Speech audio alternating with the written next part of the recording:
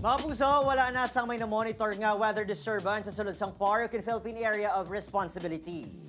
Manubo mo ng tsansa sang pag-ulan-ulan sa dakong abahin sang pungsod bangod sa amat-amat nga paghina sang habagat. Base sa datos sa Metro Weather, nagapabilin nga manubo ang posibilidad nga mag-ulan sa halos bugos nga Western Visayas luwas lang sa pila ka bahin sang Aklan kag Antique. Manubo man ang tsansa sang pag-ulan sa iban pang bahin sang Visayas. Mangin mabalod kag delikado sa gihapon nga magpalawod sa baybayon sa naaminhan nga bahin sang Luzon bangod sa habagat. Samtang sa buong Agosto, yara sa duha o kung tato ka bagyong posible nga magsulod sa PAR sunod sa pag-asa.